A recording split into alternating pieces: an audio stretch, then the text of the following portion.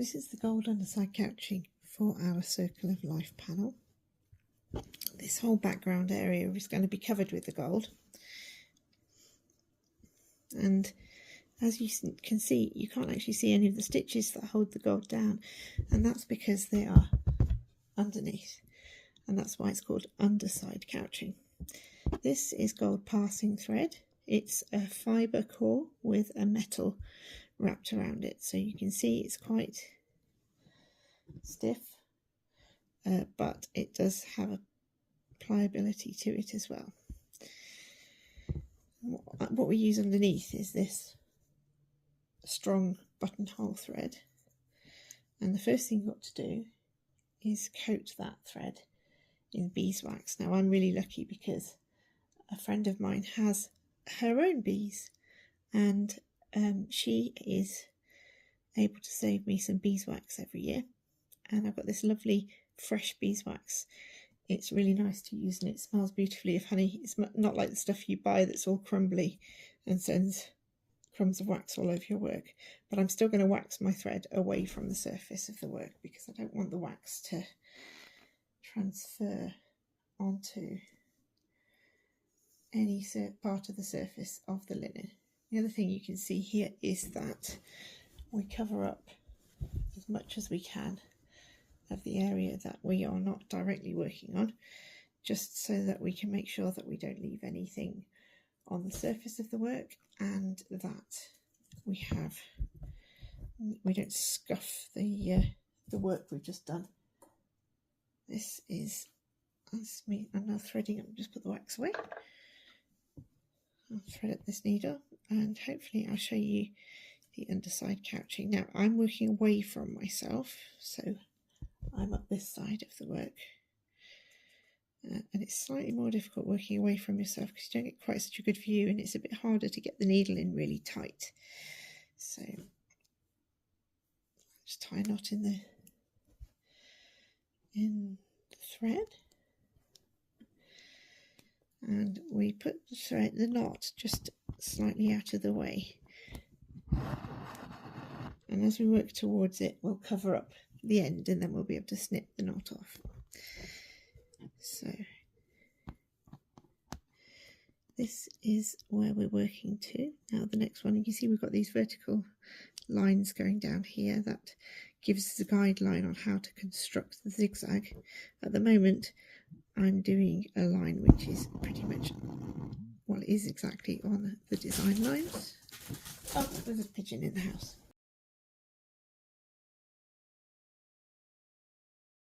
Oh wait, sorry about that. I have wood pigeons, so I've got no boundary issues. I had a feeling one of them was going to try and get in sometime. I think she just frightened herself and said she's gone out again now, so that's all right. People laugh at me because I've got such... I always seem to attract animals wherever I go. So anyway, as you can see, this is the technique. So you come up with the strong thread and lay the thread down where you want it to go, and then we're going to go over the thread with our underneath thread, and what we're going to do is try and get this needle tip to go down exactly the same hole that it came up in. Just checking the screen to make sure that I'm not obscuring what I'm trying to show you. So with the tip of your needle you find the hole. If you can't find the hole, sometimes giving it a bit of a tug can help to show where the hole is, and you can actually feel the texture of the beeswax on the tip of your needle, so that gives you a good clue that you're going down in the right place. But you have to be careful not to catch any of the linen threads from around the side of the hole. So hopefully that's gone down the right place. Then I'll draw this through. Okay, so I'm giving a bit of tension on the top here and a bit of tension on the bottom. Now I'm going to just hold the tension on the bottom and then bend this back, which gives it a little bit of a nose to burrow through the fabric. And then I give it a little pull and it pops through. You sometimes get a nice little audible pop as it goes through. I come up, see how close you have to get to the previous row. It really is just one thread of the fabric. You've got to be really careful. not to introduce gaps, because that changes the way the light reflects off the gold. So finding my hole, and when you find your hole you want to make sure you go straight down so you don't catch the edge of the linen or any of the threads that are working backwards and forwards underneath. It's really easy to catch a thread and then it becomes hard to pop the gold through. Okay, tension on the top, tension on the bottom, hold the tension, fold it back, pop it through, carry on. I'll just carry on doing some of these stitches and hopefully you'll see the pattern start to build up.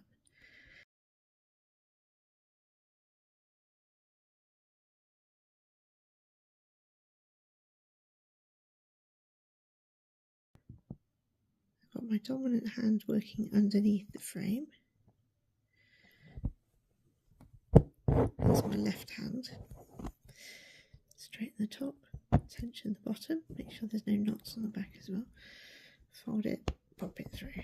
Now we get to the bit where we have to turn around. So I'm following the same thread of the linen that I've been working into all the way across here. I come up, down on the design line. Okay, so we now need to bend this thread so that it goes back. Oh, sorry, it goes back the way we came. So I've got the thread pulled tight underneath. I'm going to steer this round, and that making that kind of steering thing helps it to make sure that it doesn't cross over when you pop the end bit in. Now this zigzag pattern requires that we put 2 stitches side by side, like twin stitches on each step of the zigzag. So now I'm going to come back on the same row, on the same marker, so still on these design lines here, but I'm trying to get them exactly where I'm sinking the underside exactly the same as where I had it on the previous row. That is a little bit more tricky because if you think about the lump of gold on the back, that can interfere with where you're trying to push the needle up through. So it just sometimes takes a little bit more jiggling around with the needle tip. There we go. Straighten it on top, so it's just the same thing, but going back the same way, going back a different way, pop it through. Oops. So try and be careful not to bring the needle up in the gold you've just worked, because the surface, the lovely shiny surface of the gold, can be easily damaged if you poke a needle into it, so try and avoid that. And it's really, when you go down in the same hole as the wax thread, you can almost feel the wax.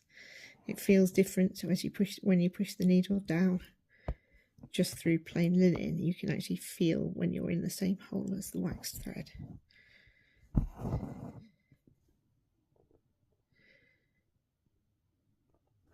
As well as the visibility of having to work away from myself, I've also got a big camera in front of my eyes. There we go. So again, you have to make sure this needle goes straight down. When you're pulling tension on the bottom, you need to make sure that's pulling straight down as well, because if you pull one way or the other, it influences which way the stitch lies on top. So straight down, nice and perpendicular. Pull that straight, pull the tension on the bottom, fold it back, pop it through.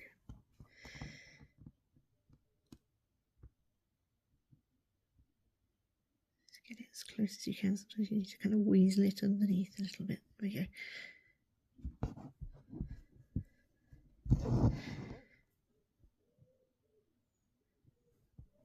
It's all quite crowded. I'll show you the back of the work. I'll put a photo up showing you the back of the work so you can see how crowded the stitches are on the back and why it's difficult to actually bring your needle up in exactly the right place, because there's almost like a big solid area of worked gold right next to where you're wanting to work. So here I'm really having to push against the nub of gold that's protruding through the back of the linen, just to try and bully it out of the way a little bit so that I can get my needle up where I need it to come. Okay. there's a particular problem if you've tied on a new thread or your gold's gone a bit further through than you wanted it to. So you see, it's kind of slow, methodical work, but it's also quite hypnotic.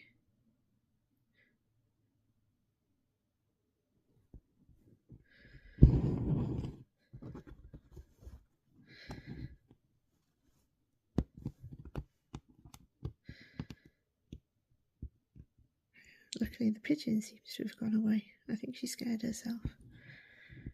She's been looking longingly into my house for a while.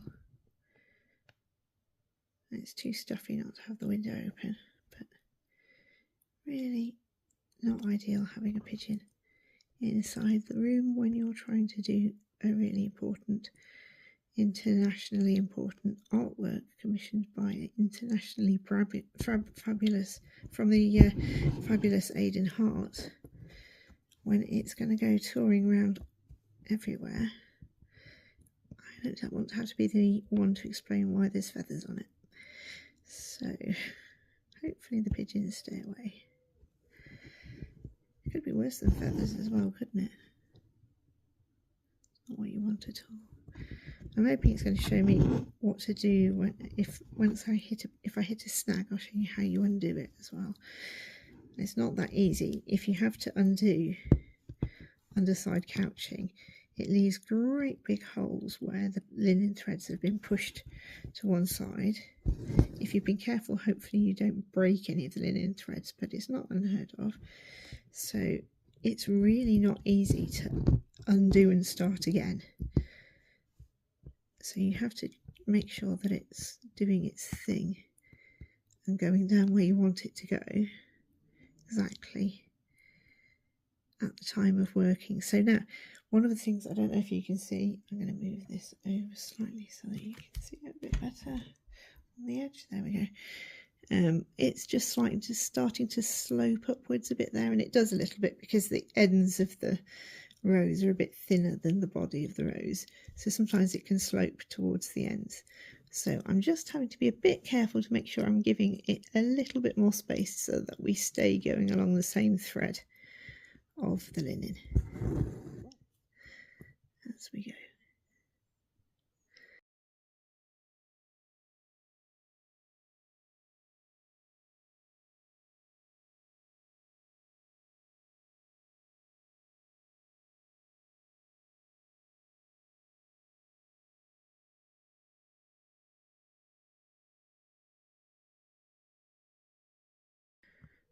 Okay, so now we've got a bit of problem here because the corner is almost exactly on the design line that I want to put in, but I am going to put 2 stitches in just because I want to make sure I'm going right up to the edge of the design. It hasn't got a little nibble on the outside, and that means putting 2 of these underside couching stitches really close together. See, if I turned it here, it wouldn't be quite up to the design line, so I'm going to do another stitch just there, and it's only, I don't know, 2 linen threads away, about 1.5 millimeters away. Let's try.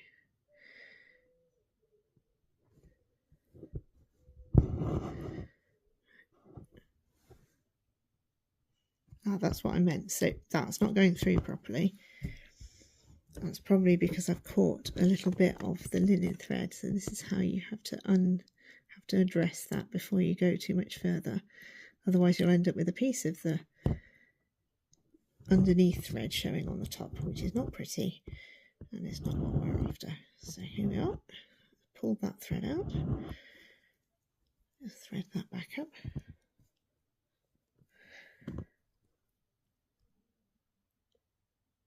Come on.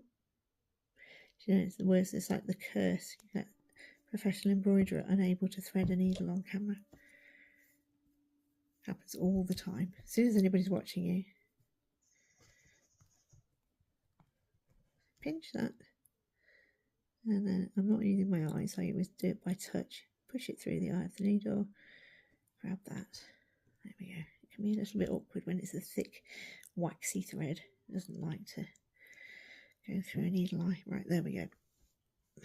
So now I'm going to try really hard to make sure I'm not catching any of the linen threads, particularly on the edge of the design, because if you break one of the linen threads on the edge, you end up with a massive hole in the side, which is really hard to disguise. Right, so I'm checking that I'm going down exactly, hopefully, where we need it to go.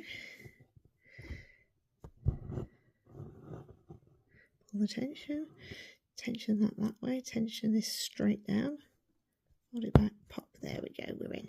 So now we've done our 2 rows going right next to each other between the gold design lines.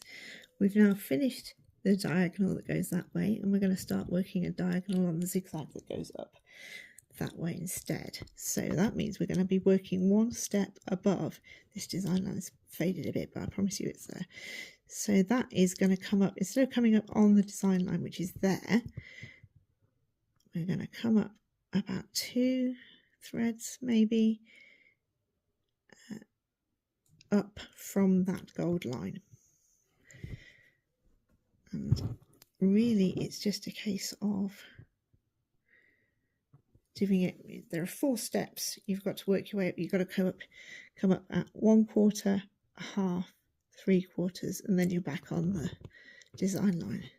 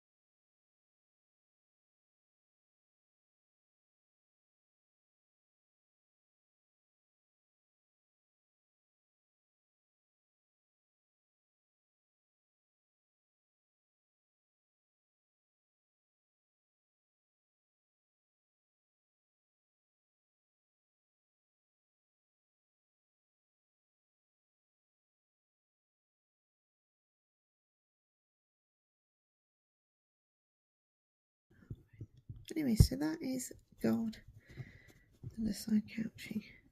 I hope you've enjoyed it. I'm hoping to be able to do some demonstrations, some live demonstrations, so that people can see it in action as we go and watch it grow.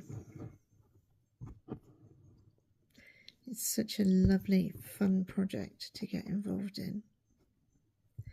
Something a little bit different for our cathedral needlework team. Some new skills to learn. What's going on here? And a lovely group project to be part of. Something. Oh, I see what's happening. There we go. A lovely way to get to know other cathedral needlework teams as well across England.